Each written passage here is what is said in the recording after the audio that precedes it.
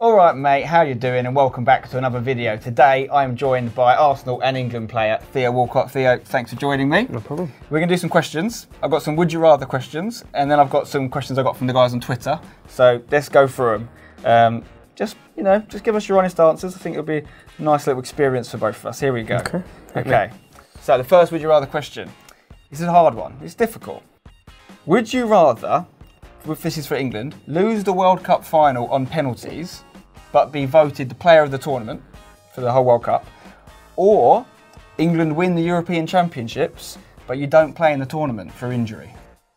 To be honest, I'm not selfish, and I would love the nation to do well in the history books. I'd love them to win the Euros, without a doubt. I'm a fan as well, and I always want the guys to do well.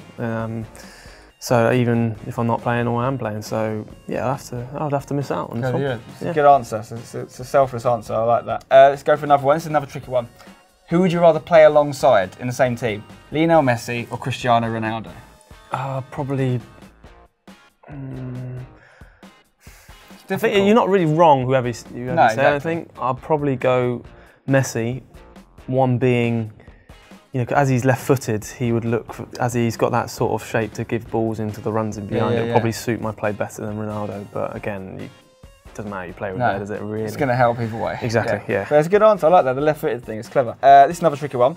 So, you play for England and Arsenal, obviously, both teams that have had very famous teams over the years. Which one of these would you rather play in again in the same team? The 2003 Arsenal Invincibles or the 1966 England World Cup winning team? Again, maybe you should use the same thinking you did with the Messi Ronaldo question. Where would you fit in best? I think you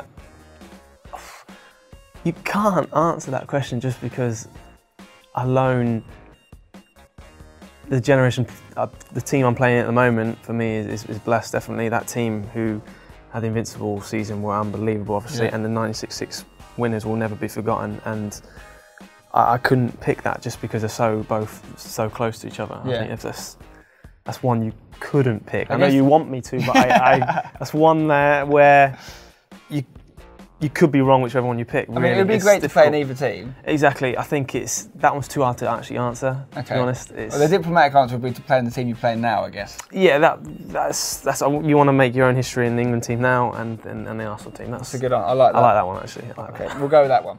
In your own time, would you rather play golf or a session on FIFA? Golf, I think, yeah.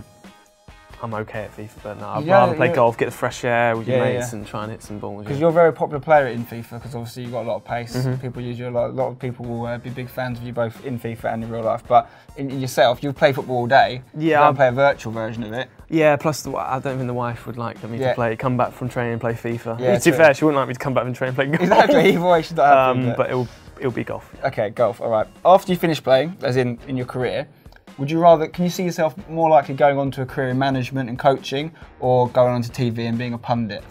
Well, I did a little bit before, a bit of punditry when I had my little injury, and I really enjoyed that, to be honest, and I found that quite natural, and I could do something like that, so it'd probably have to be pundit. Yeah, punditry, okay, good answer. Would you rather be half a foot taller than you are now, but a little bit slower, because obviously pace is a big asset in your game, or half a foot smaller than you are now, but even faster than you currently are?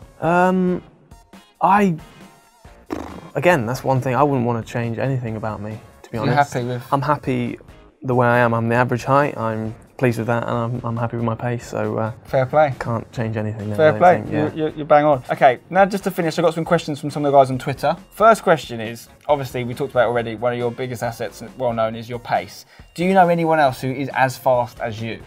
I'm sure there's people who are faster than me, are definitely out there.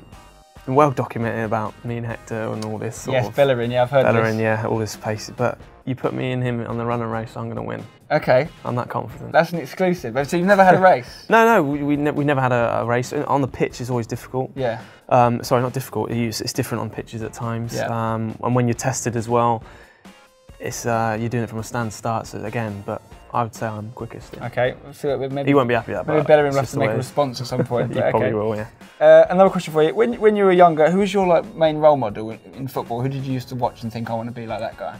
I remember When I was young, I was a Liverpool fan at the time, and I used to watch a lot of Michael Owen, especially when he broke into the scene with the goal against Argentina. That run. So I always liked to study him, and then I was a massive fan of Thierry. I got told by a coach, pass it in net with power, and Thierry did it all the time, and I would just follow him very closely. And then when I started playing on wing, on the wide as well, I watched a lot of Freddie Ljungberg, because I think his runs he made on and off the ball were one of the best, and I've learned a lot from all those guys, all three of them. Brilliant. Yeah. What's your favourite movie? This is Potato Smasher 21. Let's ask this one.